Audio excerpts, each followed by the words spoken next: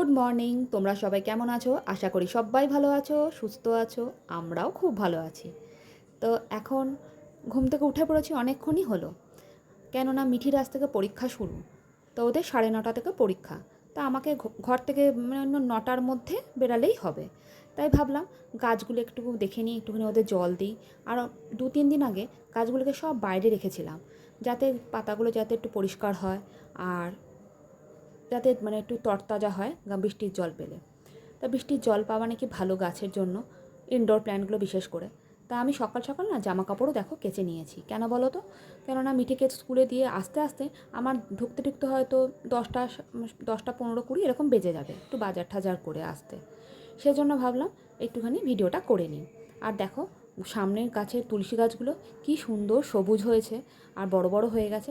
এগুলোকে না হালকা করে বেঁধে দিয়েছি, যাতে এগুলো ছড়িয়ে থাকে আর না গায়ে লাগে বড্ড, তাই একটুখানি বেঁধে দিয়েছি।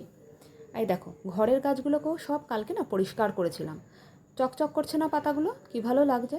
চলো সঙ্গে আবার মাছগুলোকেও একটু খেতে দিয়ে দিই। তারপরে গিয়ে মিঠিকে একটু ডাকি যে ওঠ, এবার একটু পড়তে বস। আর এই দেখো আমার এটা লাফিং বুদ্ধা, এটা আমার শ্বশুরবাড়িতে ছিল, সেটাকে নিয়ে এসেছি, তোমরা তো জানোই। আর এই যে দেখছো মাছগুলো এবার সব খাবে বলে, ওরা তো সেই সারাদিনে একবারই খায়, তাই দেখো কিলকিল করছে। তোমাদের তো দেখিয়েছিলাম যে কতগুলো মাছ কিনেছি। এই দেখো ওদের তো আর বেশি খাওয়ার লাগে না, ওদের একটু দিলেই হয়ে যায়।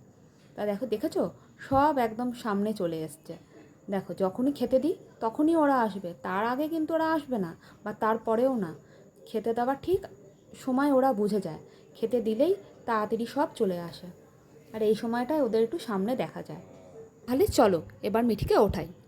আর এই যে মিঠিকে আমি স্কুলে দিয়ে এসে চলেও এসেছি। সঙ্গে মিঠির পছন্দ মতন একটু বিস্কুট কিনে নিয়ে এসেছি। এবার তো পরীক্ষা শুরু, এবার বাড়ি এসেই না একটু খেতে চায়। তখন না দুটো বিস্কুট হাতে দিয়ে দিলে, তারপরে স্নান করতে পাঠিয়ে দিলেই তারপরেই আবার চলে আসে। আর তোমরা কে কে হেড অ্যান্ড শোল্ডার মাখো বলো, এত ড্যান্ড্রাফ হচ্ছে কী আর বলবো তোমাদের। আর এই দেখো এই ভাই চলেও এসছে মাছ নিয়ে, ওকে ফোন করলেই ও চলে আসে। আর কষ্ট করে আর বাজার যেতে হয় না, ওর ওপরে নির্ভর করে অনেক থাকা। ডাকলেও ও ঠিক ঘরের সামনে এসে মাছ। এই যে আজকে একটু ভোলা মাছ, আর এইদিকে পার্শে মাছ কিনেছি। পার্শেগুলো এত বড় বড় খাবো না বলে দুটোকে অর্ধেক করে দিতে বলেছিলাম। আর এই যে ভোলা মাছটাকে অর্ধেক করলে আবার খুবই ছোট হয়ে যেত, সেজন্য ছোট করতে না করলাম। তাহলে চলো আজকে যে কোনো একটা করব, আর বেশি কিছু করব না। আর এদিকে অনেক বেলা গড়িয়ে গেছে, মিঠে এলো তারপরে আমি রান্না শুরু করলাম। অনেক কাজ করতে করতে না সব দেরি হয়ে গেল। এই যে শুভ্রজিৎ আবার ওকে নিয়েও চলেও এসছে। হাতে দেখো একটা আবার ফ্ল্যাগটা আবার দেখতে পাচ্ছ, নিয়ে নাড়াতে নাড়াতে ঢুকছে।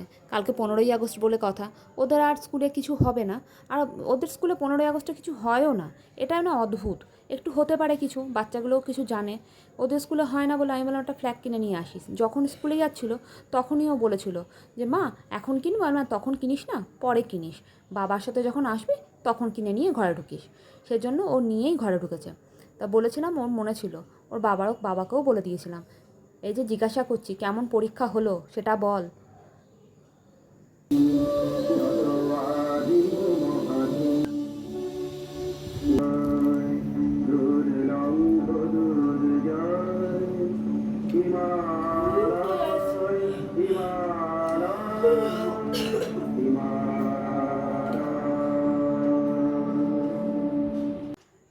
তা আজকের জন্য ভিডিওটা এখানেই শেষ করছি। তোমাদের যদি ভালো লেগে থাকে একটা like, comment, share and subscribe করতে একদমই ভুলো না। আর তোমরা কিন্তু জানিও যে সিনেমাটা কী দেখছিলাম। মিঠিকে দেখাচ্ছিলাম যে দেখ আমরা ছোটোবেলা সবাই দেখেছি। আর আগে তো গরমের ছুটি আর পুজোর ছুটিতে এই সিনেমা দুটো খুব দিত, ছোটোবেলা সবাই দেখেছি। তোমরা জানিও, তোমরা বুঝতে পেরেছো নাকি সিনেমাটা কী। তা এখানেই শেষ করলাম। তা তোমরা সবাই ভালো থেকো, সুস্থ থেকো, সাবধানে থেকো, আর ভালো করে 15ই আগস্ট কাটাও। তা এখনকার জন্য টাটা, গুড নাইট।